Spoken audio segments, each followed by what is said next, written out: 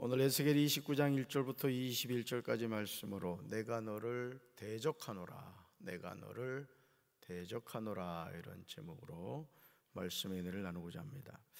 하나님이 하나님의 자녀에게 강조하시는 덕목이 있다면 그것은 겸손입니다. 겸손이란 남을 존중하고 자기를 내세우지 않는 태도가 있음을 의미합니다. 하나님의 자녀가 교만하다는 것은 있을 수 없습니다. 결국 교만함으로 인하여 넘어지게 되죠. 선줄로 하는 자 넘어질까 조심하라 말씀하죠. 근데 우리 안에는 이 숨겨진 죄성이 있습니다. 그 죄성 가운데 대표적인 것이 있는데 하나님과 같은 자리에 앉으려고 하는 습성입니다.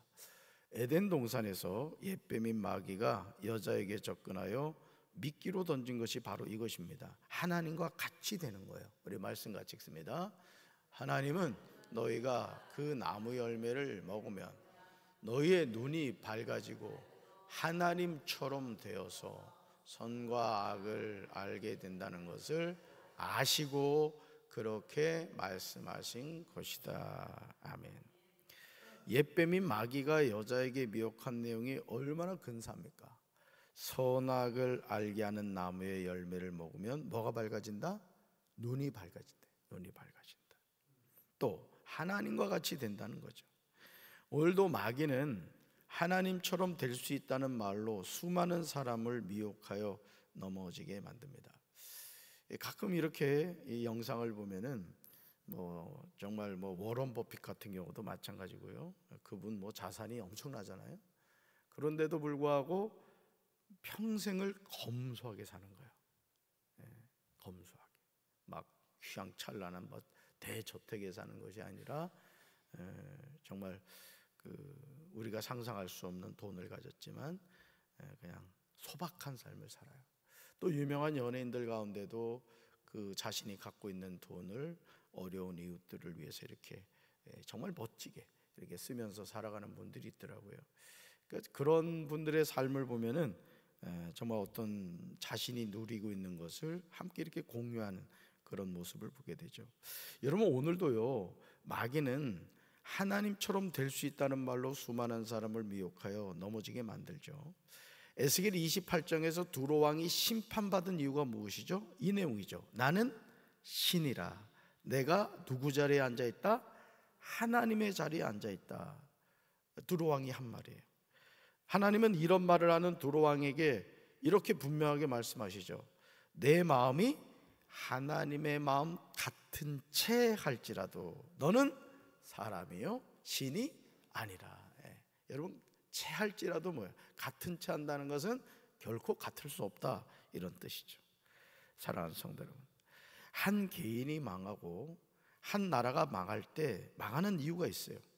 하나님이 두로 왕을 심판하신 이유가 있습니다. 뭐 때문에? 교만 때문에 그렇죠. 오늘 우리는 겸손해야 될 줄로 믿습니다. 에스겔 29장은 애굽을 향한 하나님의 진노입니다. 1절에 보시면 열째 해, 열째 달, 12째 날에 여호와의 말씀이 에스겔에게 임하여 이르셨다, 이렇게 나옵니다. 열방에 임한 심판의 예언 중 마지막으로 애굽에 대한 심판 예고가 7번씩이나 하나님의 말씀을 통하여 나타나는데 29장, 오늘 우리가 살펴보는 29장, 30장, 31장, 32장, 무려 4장에 걸쳐서 나오는 것을 보게 됩니다. 1절에 나오는 해와 달과 날은요, 여호야긴 왕이 바벨론의 포로가 된 지 10년 되는 해로서 태양으로는 BC 587년 1월경으로 봅니다. 1월경. 에스겔 29장 2절에서 하나님은 에스겔을 인자야 이렇게 부르시면서 너는 애굽의 바로왕과 온 애굽으로 얼굴을 향하고 예언하라, 이렇게 말씀하세요. 여기서 얼굴을 향한다는 것은 하나님의 심판을 나타내는 것으로 그 심판은 결코 철회될 수 없다는 거예요. 그러니까 여러분, 이 얼굴을 향한다는 것도 하나님의 자녀를 향하여 하나님이 얼굴을 향한다는 것은 관심과 배려와 사랑과 축복이지만 하나님을 대적하는 무리를 향한 하나님이 얼굴을 향하셨다, 이것은 하나님의 심판을 나타내는 거예요. 그러니까 똑같은 얼굴을 이렇게 향하는 것도 다른 거죠. 여러분, 예를 들어 예수님이 이제 재림하신단 말이에요. 그러면 예수님이 재림하시면은 구원받은 하나님의 자녀는 어떻게 되는 거예요? 하늘로 휴거가 된단 말이에요. 그리고 신랑 대신 예수님을 맞이하는 신부가 되는 거예요. 그런데 예수님 안 믿는 사람은 심판이 되는 거란 말이에요. 초림 예수는 구원하러 오셨지만 재림 예수님은 심판하러 오신다는 거예요. 똑같이 예수님이 재림하시지만은 예수 믿는 사람과 예수 믿지 않는 사람은 극명한 차이가 나타난다 이거죠. 자, 그렇다면 애굽이 하나님의 심판을 받게 된 이유가 무엇일까? 두로가 심판을 받는 이유가 에스겔 28장 2절에 나오듯이 에스겔 29장 3절에도 애굽이 심판을 받는 이유가 나와요. 두로 왕과 같이 애굽의 바로도 교만의 죄를 범했음을 알게 돼요. 우리 말씀 같이 읽습니다. 3절. 너는 말하여 이르기를 주 여호와께서 이같이 말씀하시되 애굽의 바로 왕이여 내가 너를 대적하노라. 너는 자기의 강들 가운데 누운 큰 악어라. 스스로 이르기를 나의 이 강은 내 것이라. 내가 나를 위하여 만들었다 하는도다. 아멘. 하나님은 지체하지 않으시고 너는 말하여 이르기를 이렇게 말씀하십니다. 너는 말하여 이르기를. 그러니까 여러분, 하나님은 우리가 어떤 말을 하는 것을 들으신다는 거예요. 그러니까 바로 왕이 하는 말을 누가 들으셨다? 하나님이 들으셨다. 그리고 우리가 무엇보다 주목해서 보아야 하는 내용은 주 여호와께서 이같이 말씀하셨다는 거예요. 이같이 말씀하셨다. 애굽 바로 왕을 향하여 하나님이 말씀하십니다. 그런데 정말 놀라운 사실은요, 애굽의 바로 왕이여 부르신 하나님은 내가 너를 대적하노라 이렇게 말해요. 따라합시다. 내가 너를 대적하노라. 여기 내가는 누구예요? 하나님이. 너는 바로란 말이죠. 하나님이 바로를 대적하시겠다는 거예요. 얼마나 무서운 말씀이에요. 그죠? 하나님이 바로를 대적하시겠다는 뜻입니다. 그렇다면 왜 하나님은 애굽의 바로 왕을 대적하겠다고 하실까? 바로는 자기의 강들 가운데 누운 큰 악어라고 했어요. 이것은 교만한 악어가 자신이 나일강의 주인인 양 물속에 가만히 누워있는 모습을 빗대어 자신을 애굽의 절대적인 주권자로 자처하며 그 권력 속에서 자고하는 바로를 나타내고 있는 거예요. 내가 왕이다 이거예요. 나보다 높은 사람이 없다는 것이죠. 그러나 여러분, 이 세상의 진짜 왕은 누구라 그랬어요? 하나님이에요. 다 가짜 왕이에요. 이재명이도 가짜고 트럼프도 가짜고 마크롱인가? 저기 프랑스 왕. 하여간 다 가짜란 말이에요. 왕 흉내를 내는 거예요. 사실은 그 모든 주권은 하나님이 주신 거라고요. 그러면 이 세상의 왕들, 요즘으로는 대통령이라고 하겠습니다마는 그들이 항상 뭘 기억해 드리냐? 아, 나는 하나님이 세워주셨구나, 이걸 생각을 해야 돼요. 근데 그 하나님이 주신 권력, 사실은 그 권력도 사실은 백성이 위임해 준 거죠. 대통령으로서 나라를 잘 이끌어 주십시오 하고 투표를 하는 거란 말이죠. 그러니까 그거를 생각해야 되는데 지금 이 바로는 그런 것을 잊어버리고 교만한, 자기가 절대적인 주권자로 자처하면서 그 권력 속에서 자고하고 있다는 것이죠. 지금 바로가 스스로 하는 말이 무엇입니까? 나의 이 강은 내 것이라. 내가 나를 위하여 만들었다는 거예요. 이것은 바로가 자신을 신성을 가진 창조자로 자처한 바로의 교만을 드러내는 말이에요. 사실은 여러분, 이 역사 속에서 이래 보면은 짐이 곧 국가다 이런 얘기를 하기도 하고, 이 왕이라는 존재를 신성시했단 말이에요. 그죠? 왕을 신성시했단 말이에요. 보통 사람과 다르다, 우상화하고 이제 그랬다는 거죠. 지금 이 바로도 마찬가지예요. 바로도 자신을 신성을 가진 창조자로 자처했다는 거예요. 여러분, 사람이 어떻게 여러분 신이라고 할 수 있겠어요? 이건 아주 엄청나게 교만한 말이죠. 그러니까 여러분, 사이비 교주들은 항상 공통적으로 자신을 어떻게 말해요? 나는 너희들하고 달라. 나는 하나님이야. 나는 보혜사야. 그러면서 이번에 그 통일교회 한학자가 그랬다잖아요. 나는 독생한 독생녀라고 그랬다 그랬네, 그죠? 검사 앞에서 그랬다잖아요. 그러니까 여러분, 이게 오늘 우리가 이 세상을 살아가면서 제가 늘 말씀드리지만, 어제도 이제 준회원 허입하는 후배들 가서 제가 예배학을 이렇게 그 강의를 맡아서 전하고 왔습니다만은, 제가 이 후배 전도사들한테 강조했던 건 그거예요. 하나님 지금도 살아계신다. 사실 저는 이 학이라는 걸 붙이는 걸 좋아하진 않아요. 그 준회원 허입하는 전도사들한테 얘기했지만, 예배학을 잘하려고 하지 말고 예배자가 되라 그랬어요. 설교학을 잘하는 게 아니라 설교자가 돼야 되잖아요. 그렇죠? 여러분도 마찬가지예요. 예배를 잘 드리는 성도가 되셔야 돼요. 예배는 누가 받으세요? 예배는 이수하는 게 아닙니다. 매 시간마다 하나님께 정성을 다해 예배를 드리고, 그 예배를 통해 하나님의 음성을 듣고 하나님의 은혜를 체험하며 살아가는 거예요. 아멘이십니까? 여러분, 이러한 교만이 바로와 애굽에 대한 하나님이 내리시는 심판의 근거가 된 거예요. 그래서 여러분, 우리는 늘 겸손해야 돼요. 주님, 저는 주님 도우심이 없으니 살아갈 수 없습니다. 저는 주님이 함께 해주셔야 됩니다. 주님, 우리 가정을 지켜주셔야 됩니다. 우리 교회 부흥케 해주세요.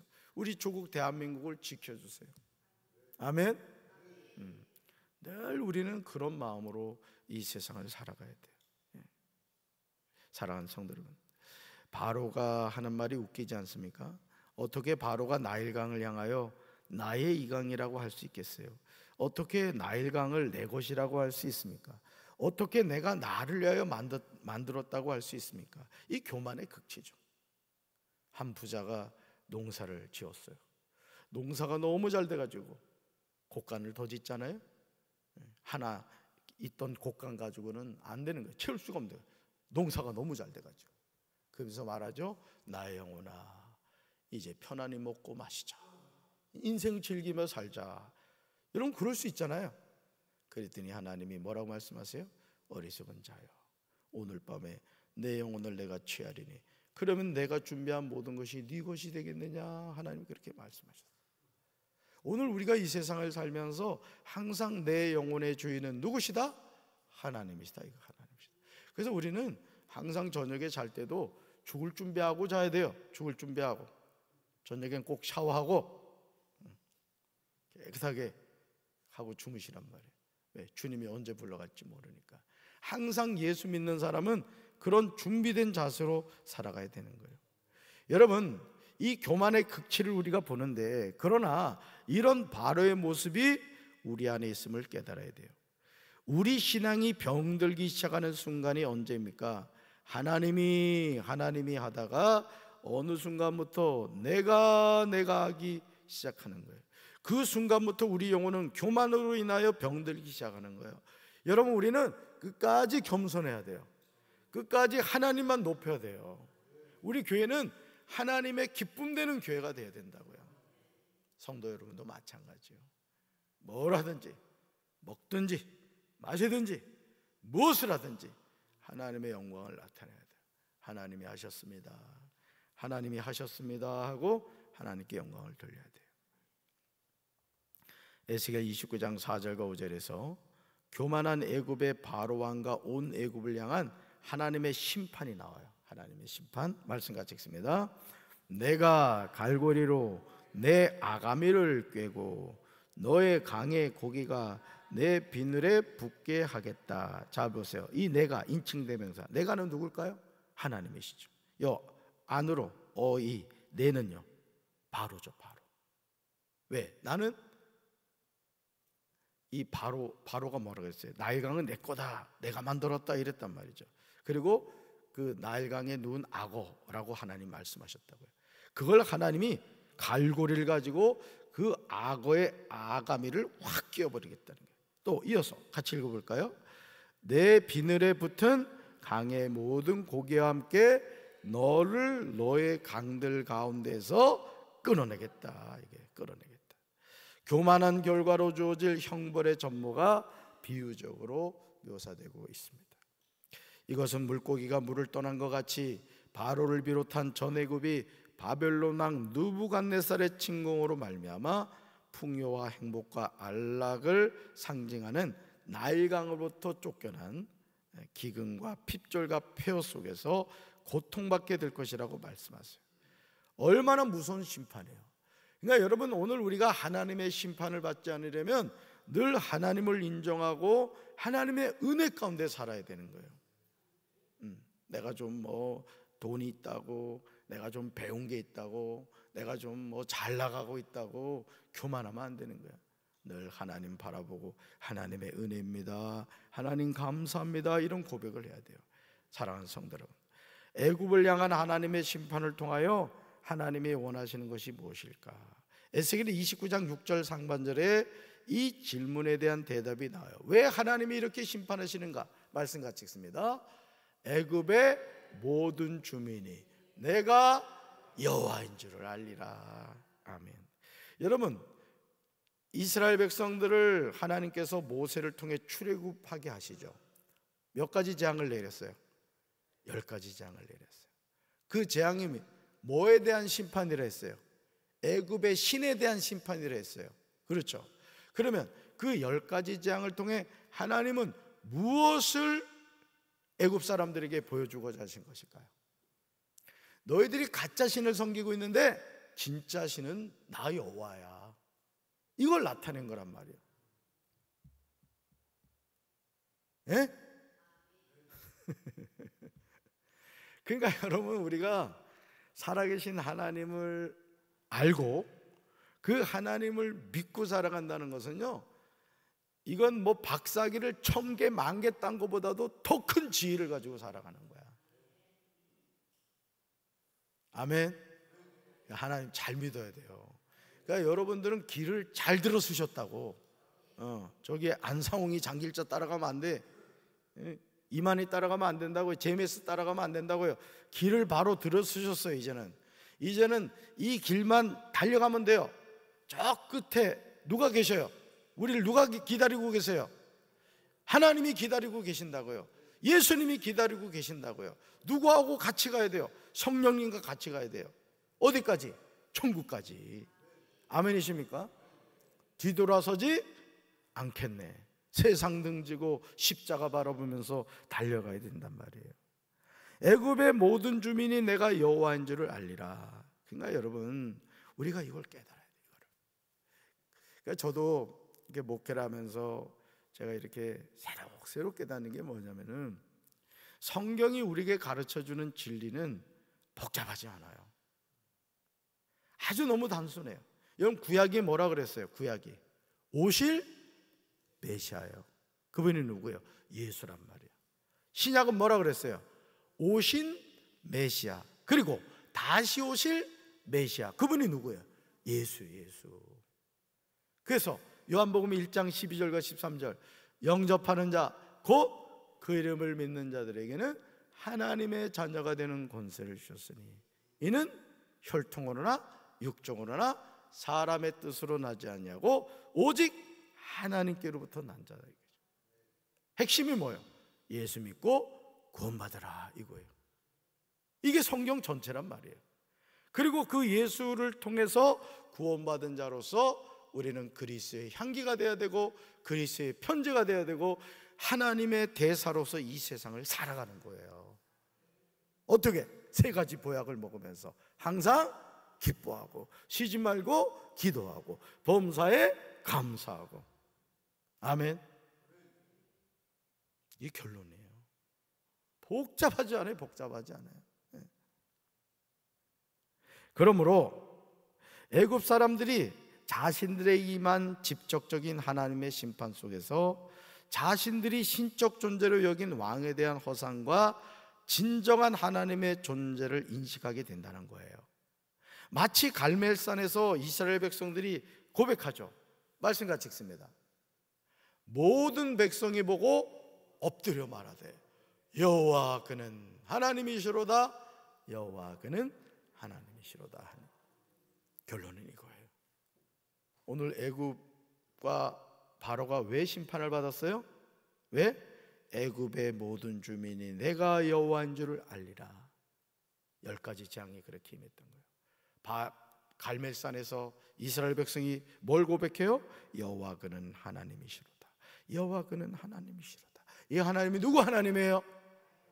이웃집 김집사 하나님이요? 박재진 목사 하나님이요? 나의 하나님이란 말이에요. 나의 하나님. 오늘도 그 하나님 꼭 붙잡고 믿음으로 승리합시다. 좌우를 살피고 표대를 향하여 주님만을 바라봐야 돼요. 강산 바라보면 안 돼요. 오늘도 믿음 안에서 승리하는 우리 성도들 되기를 주님의 이름으로 축원합니다. 가슴에 손 얹읍시다. 여호와 그는 하나님이시로다. 여호와 그는 하나님이시로다. 바알과 아세라를 섬기던 이스라엘 백성들이 결국은 갈멜산에서 주의 종 엘리야를 통하여 여호와만이 하나님이신 것을 깨달았습니다. 오늘 우리가 이 땅을 살면서 우상을 쫓아가지 않게 도와주시고 가짜 신들을 따라가지 않게 도와주시고 오직 살아계신 하나님만을 섬기며 살아가게 하옵소서. 교만은 패망의 선봉이라고 했사오니 항상 겸손으로 허리를 동이고 주님과 동행하는 삶을 살게 하옵소서. 예수님 이름으로 간절히 기도합니다. 아멘.